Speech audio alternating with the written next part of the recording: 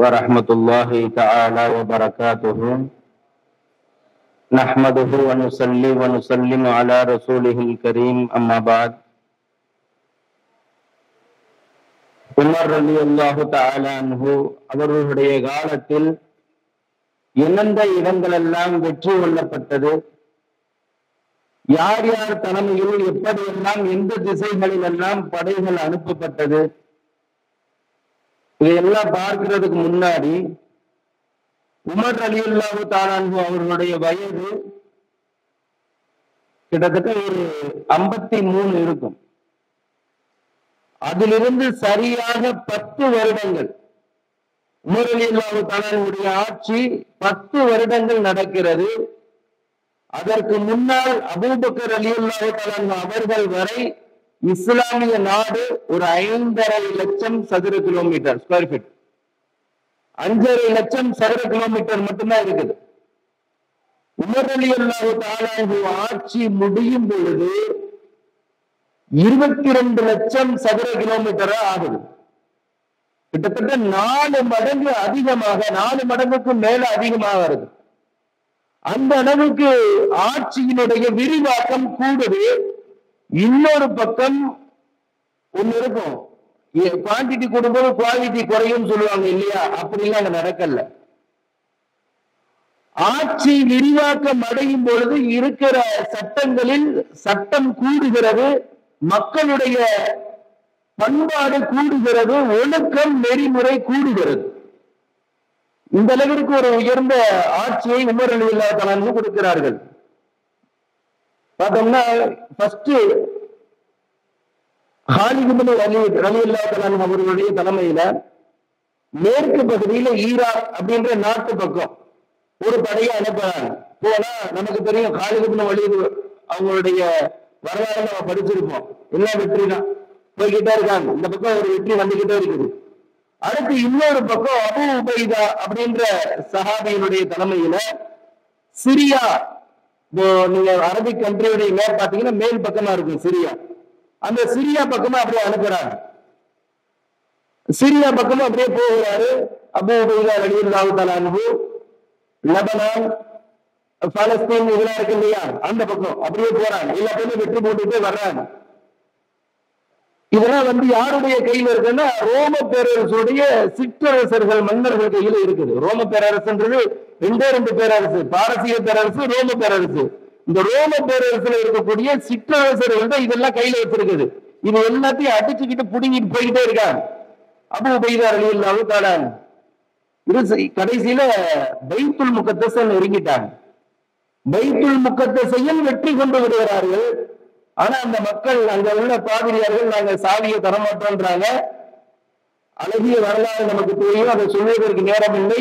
Abu Bakr ஒரு தோழர், ஒரு ஒட்டகை, இதுல அந்த சாவியை வெற்றி வாங்குகிற அந்த விதம் அழகான வரலாறு நமக்கு தெரியும். இப்படி அந்த பைத்துல் முகத்தஸையும் வெற்றி கொள்கிறார்கள்.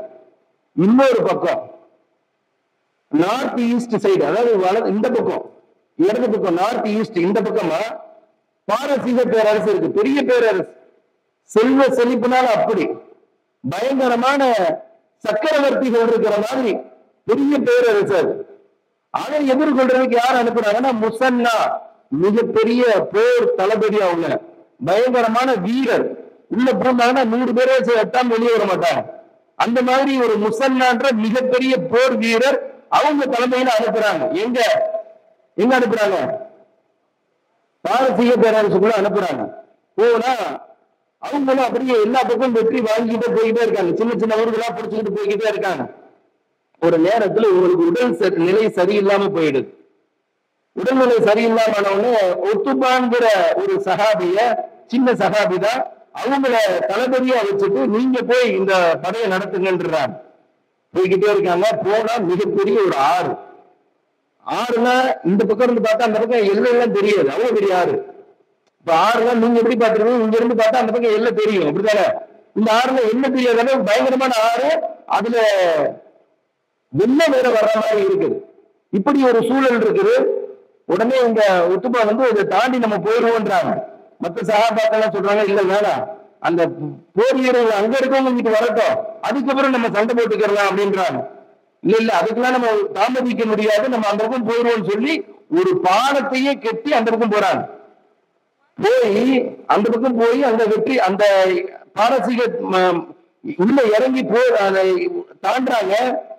தாண்டும் போது பார்த்தா இந்த பக்கம் என்ன பண்ணிடுறாங்க, இவங்க வந்து பாதுகாப்பை கட் பண்ணிடுறாங்க. அந்த கயிறால இந்த பாலத்தை செஞ்சிருக்காங்க, அந்த பாலத்தை துண்டிச்சிடுறாங்க. போய் அந்த பக்கம் பார்த்தா அந்த பக்கம் யானை படைகளா வச்சிருக்காங்க. இதுவரைக்கும் யானை படைகளெல்லாம் இவங்க சண்டை போட்டது கிடையாது. ஏன்னா பாரசீகம் பெரிய வல்லரசு, யானை படைகளெல்லாம் வச்சுட்டு இருக்குது.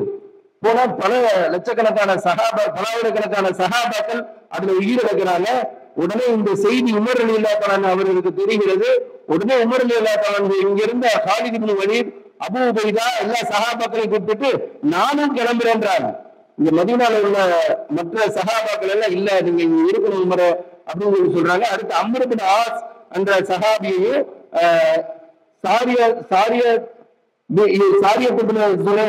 அப்படிங்கிற சகாபியை என்ன பண்றாங்க, அனுப்பி வைக்கிறாங்க. இவங்க தலைமையில ஒரு இதை அனுப்பி வைக்கிறாங்க. போனா அந்த பக்கம் கிட்டத்தட்ட எதிரிகள் வந்து நம்ம இருக்கிற இப்ப எல்லா படையும் சேர்த்தாங்களே, சேர்த்து மொத்தமே பாத்தீங்கன்னா 40,000 பேர் தான் இருக்காங்க. பேச விட மாட்டாங்க, முடிக்கணும். 40,000 பேர் தான் இருக்காங்க. இந்த வரலாறோட முடிச்சிருக்காங்க. 40,000 பேர் தான் இருக்காங்க. எதிரி பாத்தீங்கன்னா 2 லட்சம் பேர். கிட்டத்தட்ட 2 லட்சம் பேர்களை 40,000 பேர் கொண்ட ஒரு சிறிய படை வந்து எதிர்க்குது. அந்த சாரியா அந்த சம்பவங்கள்லாம் நம்ம கேள்விப்பட்டிருப்போம். மிகப்பெரிய வெற்றி இஸ்லாத்துக்கு கிடைக்குது. இதுக்கு பிறகுதான் பத்ர் போர் மாதிரின்னு சொல்றாங்க வரலாற்றுல. எப்படி பத்ர் போருக்கு பிறகு இஸ்லாம் வளர ஆரம்பிச்சுச்சோ அது மாதிரி நாடு உலகம் முழுவதும் இஸ்லாம் வந்து எப்ப வளர ஆரம்பிச்சுச்சுன்னா இந்த பாரசீகத்தை வெற்றி கொண்டதுக்கு அப்புறம் தான் உலகம் முழுவதும் இஸ்லாம் வந்து அறியப்பட்டுச்சு அப்படின்னு சொல்லி சொல்றாங்க. அந்த அளவுக்கு ஒரு மிகப்பெரிய ஒரு வெற்றியை வந்து அந்த பக்கம் பெறுறாங்க. இதை மட்டும் உமர் ரலியல்லாஹு அன்ஹு செய்யல, நிறைய விஷயங்கள் உமர் காலத்துல செய்யறாங்க. சிட்டிக்குள்ள வர்றதுக்கு கட்டுப்பாடு இருந்தது. அதே மாதிரி ஹிஜ்ரி காலம், விசா, இது போன்ற நிறைய விஷயங்களை உமர் ரலியல்லாஹு அன்ஹு ஏற்படுத்தினாங்க. இதுக்கு அடுத்து ஈஜிப்ட் என்ற அம்ர் இப்னு ஆஸ் ரலியல்லாஹு அன்ஹு அவங்க தலைமையில ஒரு படையை அனுப்பி ஈஜிப்டையும் வெற்றி கொள்றாங்க. கிட்டத்தட்ட 22 லட்சம் சதுர கிலோமீட்டர் அளவுக்கு இஸ்லாமிய பகுதிகள் வெற்றி கொள்ளப்படுகிறது. இன்ஷா அல்லாஹ் அடுத்த வரலாற்றில் என்ன நடந்தது என்று இன்ஷா அல்லாஹ் பார்ப்போம். அஸ்ஸலாமு அலைக்கும் வரஹ்மத்துல்லாஹி தஆலா வ பரகாத்துஹு.